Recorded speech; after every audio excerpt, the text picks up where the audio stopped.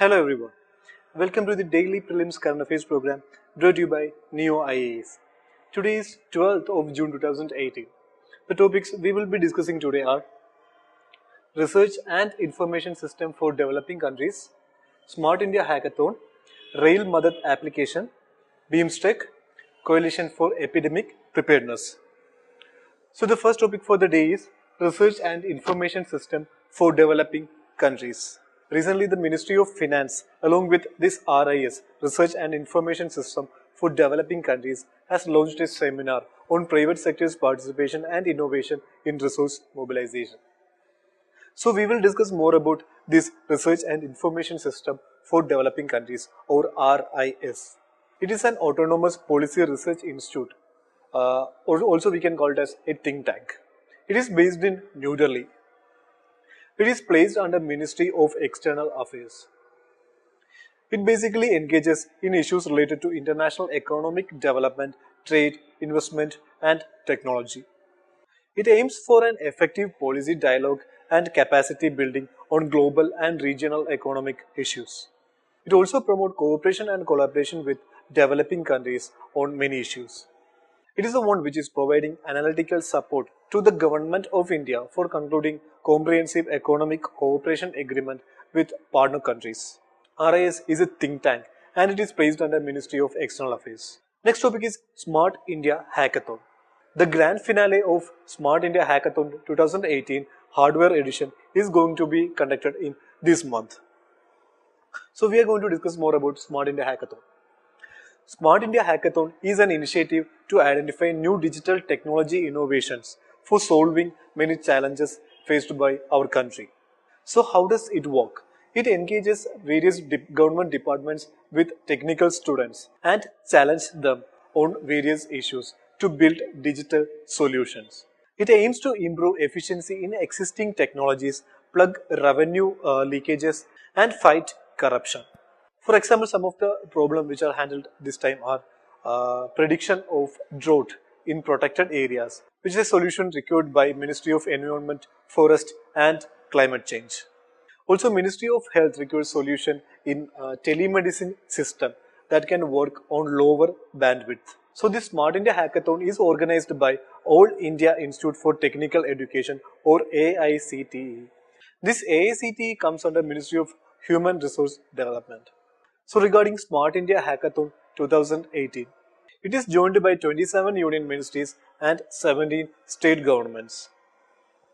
Unlike the previous edition, now it consists of two subdivisions. One is Software Edition and the other is Hardware Edition. Software Edition was there in the previous edition, but Hardware is the recently added one. Software Edition will consist of a 36-hour software product development competition. And the new Hardware Edition will give 5 days to build hardware solutions. The winner of Smart India Hackathon will receive cash prizes along with a chance to participate in NASSCOM's 10,000 Startup Program. Next topic is Rail Madad. Madad stands for Mobile Application for Desired Assistance During Travel. Rail Madad is a mobile application launched by Railway Ministry recently. It aims to streamline passenger grievance redressal. This app will help the passenger to register the complaint in the easiest way possible. It gives real-time feedback to the passenger regarding status, and it also communicates the actions taken for his complaint. The application asks for minimum inputs for registering a complaint. It also provides for uploading of photos as evidence. The application forwards complaints directly to the officer in charge to take immediate action. So one interesting feature of this app is it displays various helpline numbers like women helpline, child helpline, etc. And it also facilitates direct calling. So that immediate assistance will be made available at the earliest.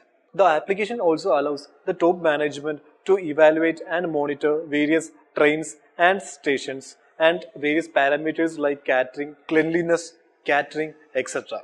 Also, this application will allow the top authorities to identify weak areas and take corrective actions. Next topic is BIMSTEC, Bay of Bengal Initiative for Sectoral, Technical and Economic Cooperation. So the news relating to BIMSTEC is that India is going to host first military exercise of BIMSTEC. This exercise is focusing on counter-terrorism and it is to be held in September. So we will discuss more about BIMSTEC. BIMSTEC is a regional organization which is comprising of 7 member countries which lie in and around Bay of Bengal. It was established in the year 1997 under Bangkok Declaration. So when it was established, there was only 4 countries.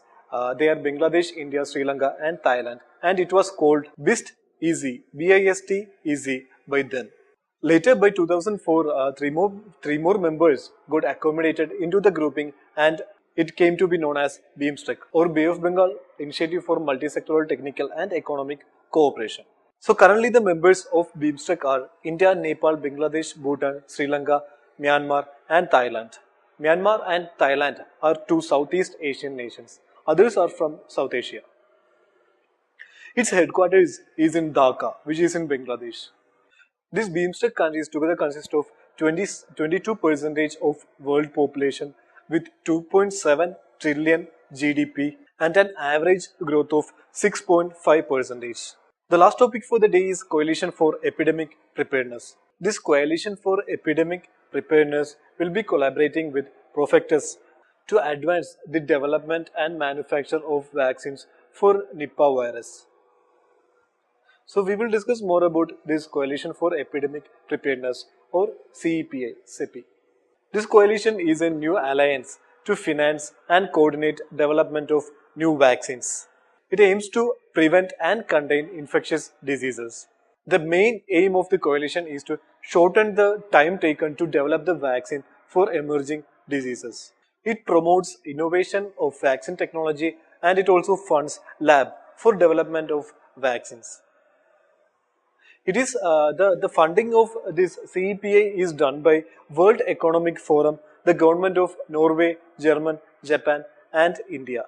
Also, it has a plan to contain outbreaks of diseases like Middle East Respiratory Syndrome, MERS, SARS, Nipah virus, Rift Valley fever, chikungunya, etc. So that's all for today. For more news and detailed explanation, please go through our daily prelims current affairs material. Thank you.